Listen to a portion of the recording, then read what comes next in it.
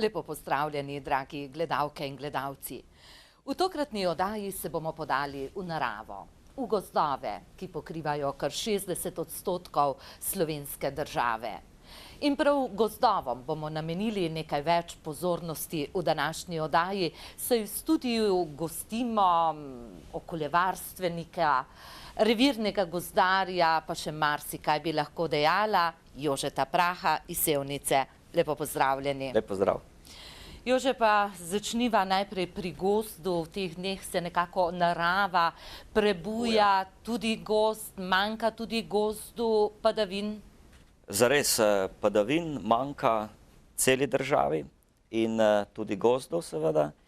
Najbolj me pa skrbi to, da se tega še premalo zavedamo, kajti vode nam bo primanjkovalo v naslednjih desetletjih, v naslednjih letih.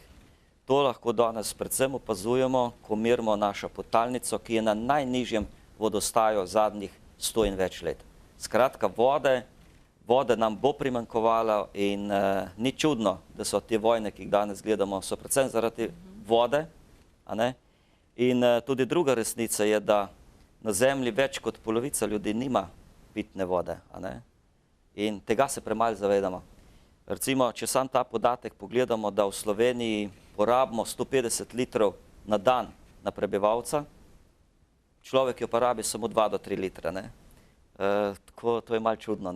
In voda bo en velik problem. Vi pravite, gost je zelo pomemben za našo zdravo pitno vodo. Točno. Gost, recimo, lahko rečemo samo za dva glavna momenta. In sicer, vemo, voda kroži, voda ni obnovljiv vir, voda kroži in nekje, ko se praktično v tem krogu tudi onesnaži, se mora tudi, bi rekel, prefiltrirati. In ta filter je ravno gozd. Pa ne samo filter, gozd je tudi tisti rezervoar za vodo. Poglejte, če bi dež padal samo na goli površini, pač odteče, takoj, medtem ko gozd ga lahko 20krat ali večkrat zadrži to vodo, da jo imamo tam. Se pravi, je tudi kot neka spužva deluje gozda. In da to vodo potem pač naši izviri dajajo nam. Vedno smo nekako rekli, da so naša pljuča v bistvu, ampak iz tega, kar poslušam zadnja leta, bi rekla, da se za pljuča ne rabimo bati, kajti vedno pogosteje slišimo, kmetijske površine se zaraščajo, gozd prihaja do vasi. Vi kot gozdar pravite, da je to najbrž v redu, kaj? Sigurno. Poglejte, moramo eno resnico le reči, V Sloveniji bi bilo, če bi bilo po naravi, a ne bi bilo gozda okrog 96%. Se pravi, da gozd ima domovinsko pravico in kadarkoli gozd krčimo, mu jemljemo domovinsko pravico. To je potrebno vedeti. In gozd, ta energija, ki je v gozdu, je enkratna in velika. Mi moramo vedeti, da edino gozd je tisti ekosistem, ki vedno daje. On nič ne jemlje in vedno daje. Sam pa še sam sebe zna reciklirati. Tega sistema drugega na zemlji ni. In ta fotosinteza, ki jo se tukaj najbolj bujno odvija, še danes se ne poznamo. To je čudež narave, čudež za življenje človeka in vseh živih bitij. In ta fotosinteza se najbolj bujno seveda kje odvija kot drugje kot v gozdu. In skoraj 80% slovenskih gozdov je nekako v zasebni lasti. Kako znamo Slovenci gospodariti z našimi gozdovi? Poglejte, različna obdobja so bila.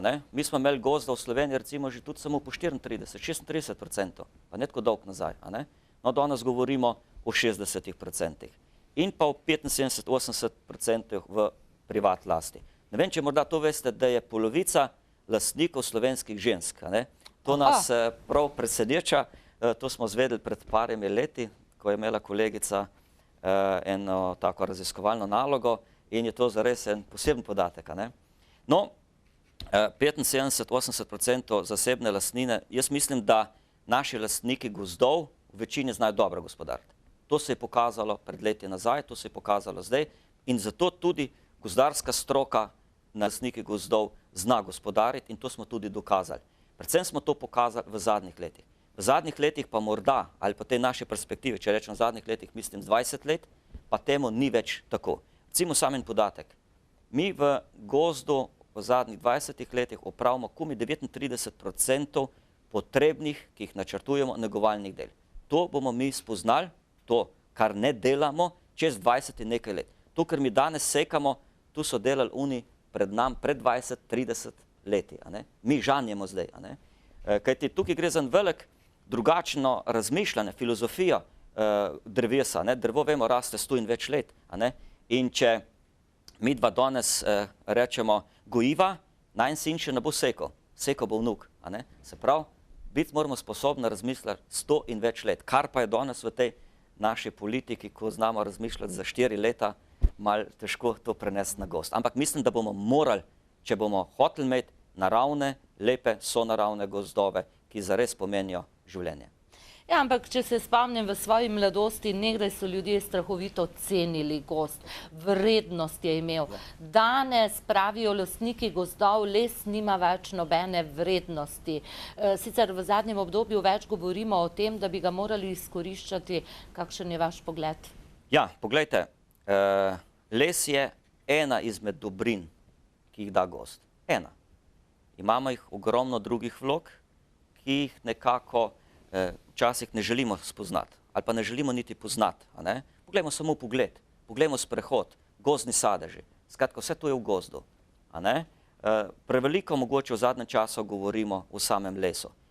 Tukaj treba morda reči to, da les, ta drevesa, ki zrastejo, da jih dajmo potem kvalitetno pridelati. Tukaj se mi zdi, da je potrebno več reči v lesu. Kajti mi danes posekamo v Sloveniji dobre 3 milijone kubikov, skoraj 4 smo v preteklem letu, lahko bi zares nekaj več. Ampak, veste, nič za to, če ne posekamo vse. Kajti ta les trenutno mi ne znamo niti oplemenititi.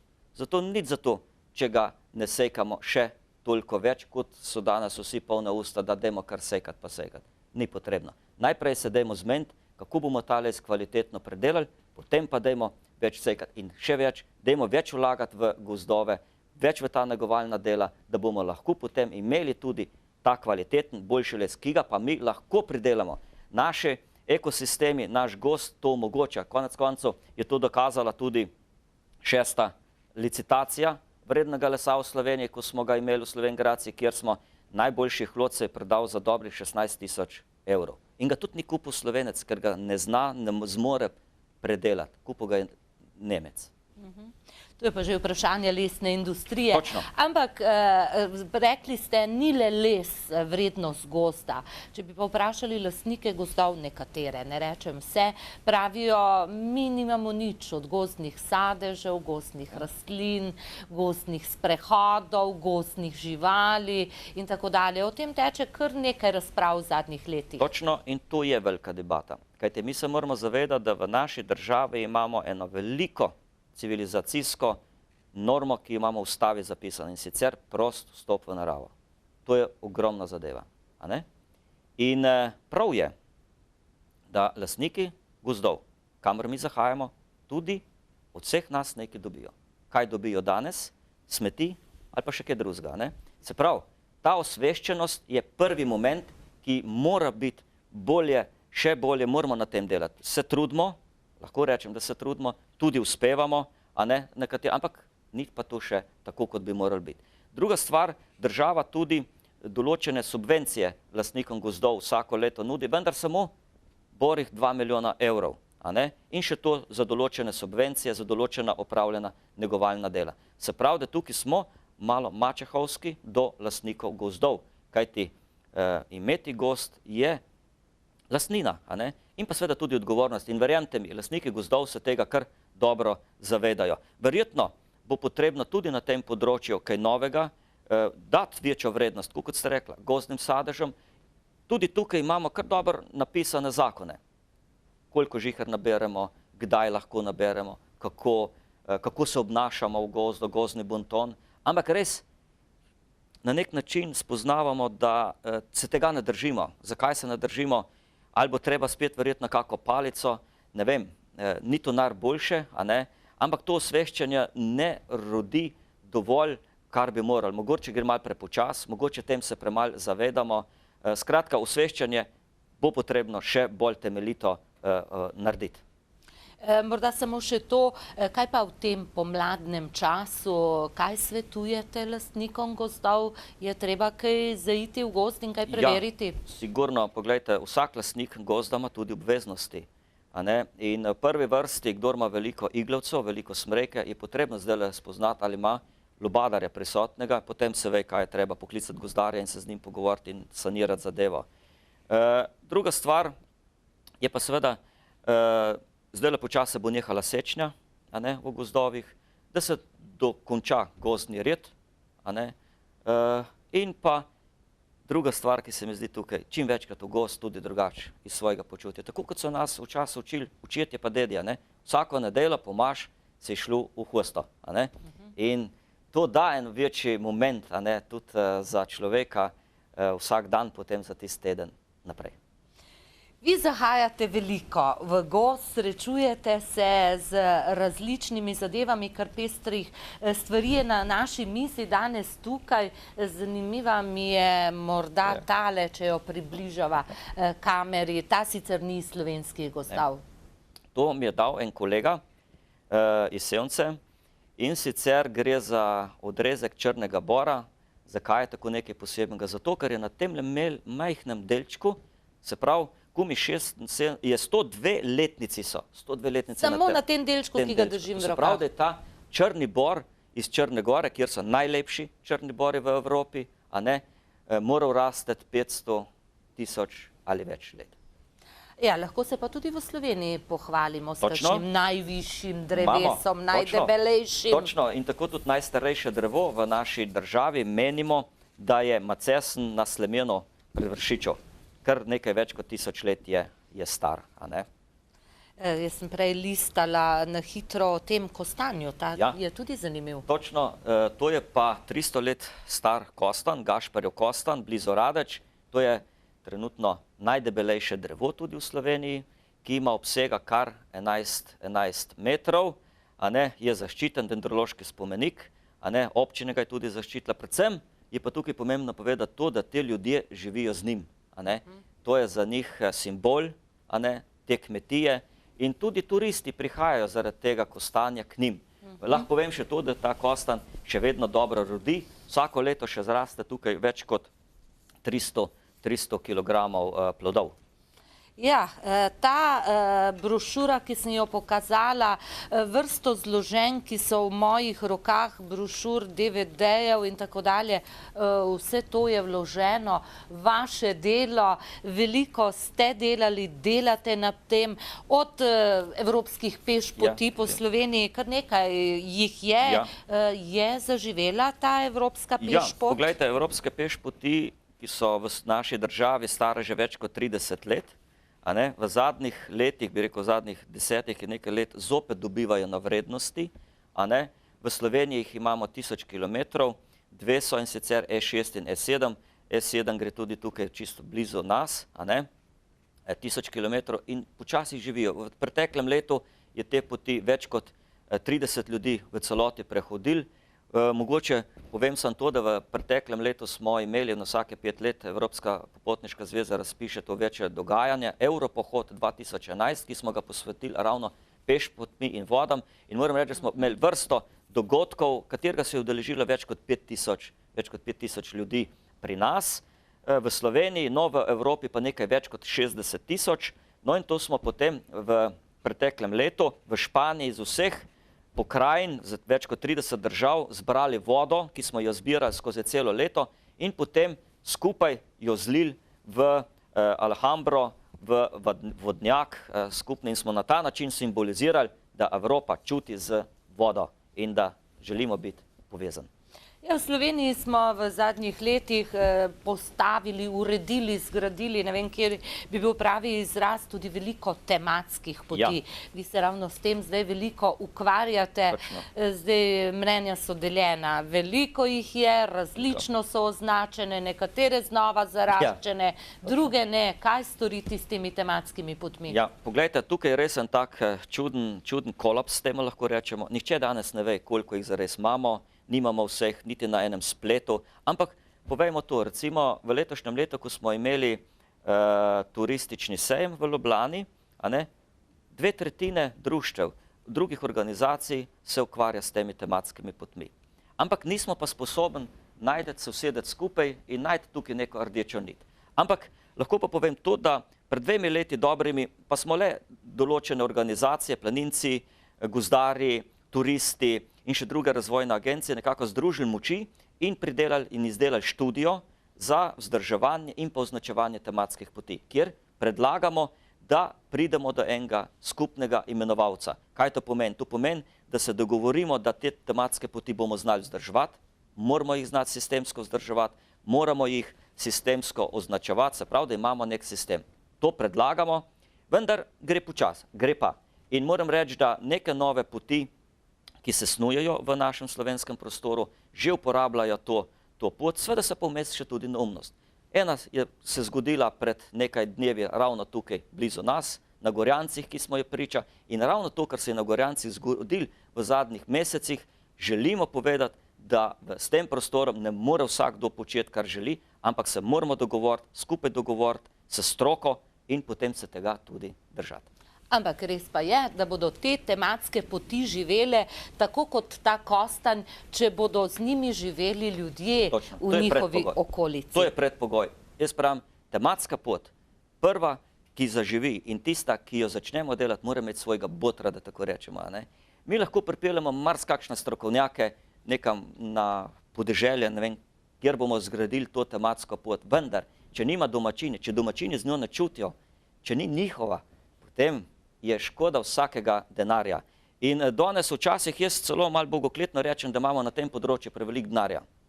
Zakaj? Zato, ker vsak danes, praktično vsako leto snujemo 15 ali več novih tematskih poti, ki pa to pozabimo na vzdrževanje, ker moramo to že razmišljati na začetku tega, na promocijo pravilno, na vodenje, na interpretacijo tega. Brez tega škoda, kajti vsak poseg v naravo, vsaka nova tabla, ki tam stoji, vsak obisk pomeni na nek način tudi onesnaženje te narave. In narava je tista, ki vse sorte prenaša, ampak čisto vseh naših neumnosti pa tudi ne. No pa prav je, da tudi kaj pohvalimo. Nedavno je prejela nagrado Belokranjska pešpot po najjužnejši pešpotli od Damlja do Radencev, kar je pa dokaz. Ljudje živijo. Živijo in poglejte, ta projekt, ki smo ga v preteklem letu začeli, letos ga bomo tudi nadaljevali, na to tekmovanje, da tako rečem, v okviru Turistične zveze Slovenije, se je prijavila kar 89 poti iz cele Slovenije, in 14 teh najboljših so se predstavile tudi na sejmu v Ljubljani. Moram reči, da smo tukaj en tak dober feeling ustvarili med temi, to druženje, in ravno zdaj pripravljamo delavnico na to temo tudi v teh tematskih poteh. In skratka, gre naprej. In jaz verjamem, da čez leta bodo te tematske poti Sloveniji nekaj enkratnega, kar tudi so, in primer dobrih praks v našem evropskem prostoru. Še en projekt je, ki vam privabi nasmešek na obraz, to je pa to naše oglarstvo. Točno. S tem ste se začeli ukvarjati, to je zaživelo, to so kope na zemljevidu Slovenije, ki so že in bodo še gorele. Ja, zares, prav vesel sem, da je to tako praktično s temi ljudmi zraslo. Kako je to začelo sem? Jaz sem postal revirni gozdar, no in ko sem prišel na teren, to je dole pri Litiji, so imeli ogromno kope, so tam bile, recimo pri nas na faksi so profesori govorili, pa ko jih še kope sploh videli niso, pa so oglarje nam govorili, jaz mi je pa tam videl, in mi je bilo to tako izziv. Drugi izziv je pa bil ta, da so imeli ogla polno na kozovcih in vse posod shranjenega. In kaj zdaj? To oglje treba prodati. No in potem smo razvili en ta projekt za Slovenijo in moram reči, da to je pa iz leta 2002, kjer smo iz cele Slovenije ob tednu gozdov, ki ga imamo vsak zadnji teden v mesecu maju, posvetili kulturni dediščini in to oglarstvo tudi to je. In z leta 2002 nekako naprej ta projekt razvijamo. In sem vesel, da je danes smo ustanovili klub oglarjev Slovenije, v njem je združeno preko 100 slovenskih oglarjev, vsako leto se slovenski oglarji dobimo. Tako se bomo v letošnjem letu dobili 26. maja v Dolenjskih Toplicah na srečanju. In oglari se na več kot 20 mestih vsako leto že v Sloveniji. Lahko povem, da imamo tudi pa dve prav dežele v Sloveniji, kjer pa oglarjenje pomeni ne samo turistični moment ali pa nek kulturni moment, temveč razvoj podeželja. To je oglarska dežela na Dolah pri Litiji in pa blizu Škofje Loke v Selški dolini pod Svetim Moharjem, kjer se pa non-stop oglari. In en oglar, en lastnik gozda, en kmet tudi po 6 in več kop vsako leto ima. In praktično to pomeni tudi njegov obstoj. Imamo tudi dve oglarske poti v Sloveniji, te tematske, kjer so vsako leto tudi pohodi. In moram reči, da te oglari čutijo s to potjo, oni razlagajo, kaj se na tej poti dogaja in doživimo ta stik z slovenskimi oglarji. Lahko povem to, da to oglarjanje se tudi povezujemo v evropskem momentu, pa tudi širše. In pričakujem v naslednjih letih, da bomo organizirali na tako skupno akcijo, mogoče podobno tej, ki smo jo v naši državi, kjer se je v letu 2002 v mesecu maju ob istem času, ob isti uri prežigale kope. Tako smo jih prežigali pri nas v Sloveniji na 19 mestah in pa v Srbiji na 6 mestah, kjer smo se tako povezali nekako. In moram reči, da takrat bil tudi z nami predsednik države, več ministrov in to oglarjanje nekako je pridobilo nazaj na veljavi.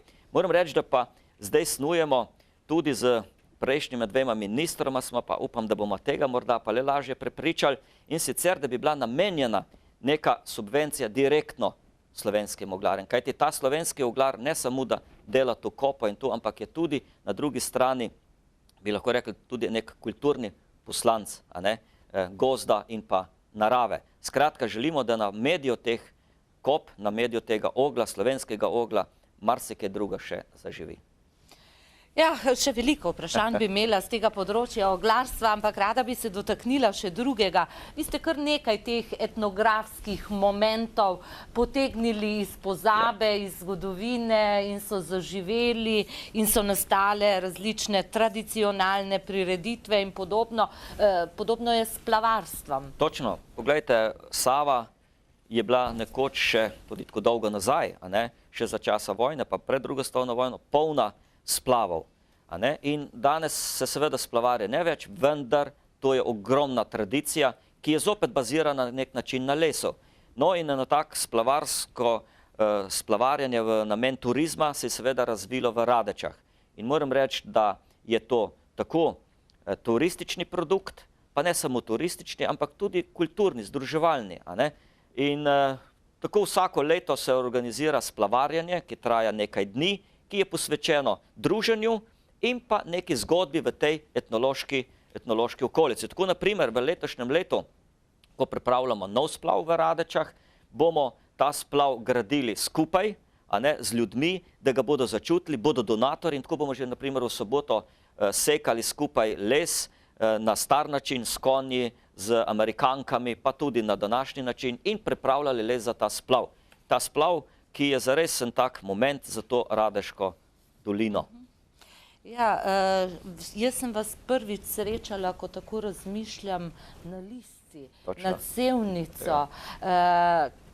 Bili ste vnet član in tudi predsednik planinskega društva. Je še kaj časa za planinsko društvo? Ja, tukaj pa moram reči, da bil sem skoraj 15 let predsednik planinskega društva Lisca Sevnica in kar je bilo že dolgo. Jaz mislim, da vsakdo je lahko 2 mandata predsednik, pa nič več, ker potem se začneš ponavljati in zgubljaš ideje.